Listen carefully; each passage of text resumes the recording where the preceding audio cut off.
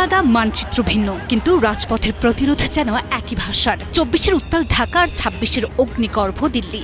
ভারতের তরুণদের নেতৃত্বে গড়ে ওঠা ককরোচ আন্দোলন এখন অনেকটাই বাংলাদেশের জুলাই মাসের ছাত্র জনতার আন্দোলনের রূপ ও আবেগকে ধারণ করেছে।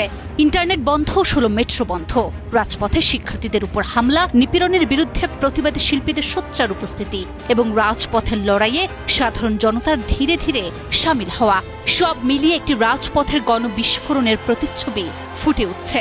আন্দোলনটি এখন মোদী সরকারের জন্য বড় চ্যালেঞ্জ হয়ে দাঁড়িয়েছে। ইতিহাসের কিছু দৃশ্য যেন কোনো ভৌগোলিক সীমানা মানে না। একই ক্ষোভ, একই প্রতিরোধের ছবি বারবার ঘুরে ফিরে ফুটে ওঠে ভিন্ন কোনো মানচিত্রে। ২০২৪ সালের জুলাইয়ে যা দেখেছিল বাংলাদেশ, আজ ভারত জুড়ে যেন তারই এক তীব্র প্রতিধ্বনি প্রতিফলিত হচ্ছে।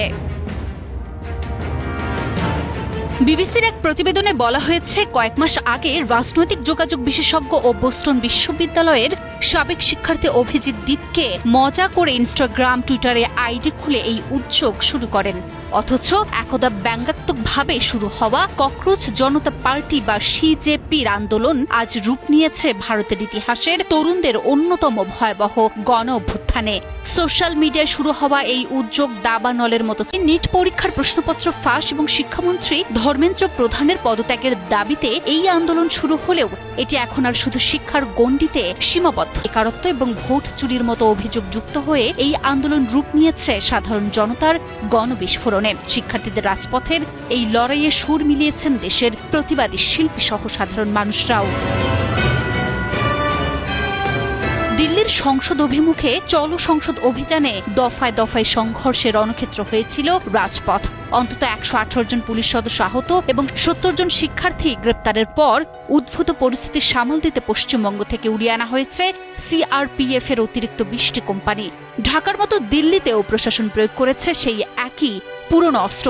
সাময়িকভাবে থমকে দেওয়া হয়েছে মোবাইল ইন্টারনেট, বন্ধ করা হয়েছে ১৬টি মেট্রো স্টেশন, কিন্তু স্তব্ধ করা যায়নি জনস্রোত। বাংলাদেশ দেখেছিল যেভাবে শ্রমজীবী ও সাধারণ মানুষ শিক্ষার্থীদের বাঁচাতে বুকে বুক মিলিয়েছিল, আজ দিল্লিতেও ঠিক একই দৃশ্য। কৃষকরা নিজেদের গরু মহিষ নিয়ে ট্রাক চালিয়ে দিল্লির দিকে ধেয়ে আসছেন। পাঞ্জাব থেকে শিখ সম্প্রদায় সহ হাজারো মানুষ ছুটে আসছেন সংহতি জানাতে। তবে তাদের আটকাতে মোদী সরকার বিভিন্ন বাধার সৃষ্টি করছেন। ঢাকার রাজপথে যেমন একসময় পতন ঘটেছিল ক্ষমতার দম্ভের, দিল্লিতেও আজ রাজনৈতিক উত্তাপ চরমে। প্রধানমন্ত্রীর বাসভবন ঘেরাও করতে গিয়ে আটক হতে হয়েছে বিরোধী দলের রাহুল গান্ধী, প্রিয়াঙ্কা গান্ধীর মতো শীর্ষ নেতাদের। ক্ষমতাসীনদের তীব্র ও হিংসাত্মক মন্তব্য আগুনে ঘি ঢালছে। তবে শিক্ষা থাকবে। এদিকে কেন্দ্রীয় মন্ত্রী জেপি নাড্ডা বুধবার সিজেপি প্রতিনিধিদের সাথে বৈঠকে বসতে পারেন বলে জানা গেছে। সব মিলিয়ে ঢাকা দেখেছিল ২৪-এর জুলাই, আর ২৬-এর এই জুলাইয়ে পুরো ভারত জুড়ে বইছে সেই একই বৈপ্লবিক ঝড়। এক দেশ থেকে আরেক দেশের ভৌগোলিক দূরত্ব অনেক হতে পারে, কিন্তু প্রতিরোধের ভাষা পুরো বিশ্বে আজও এক ও অভিন্ন।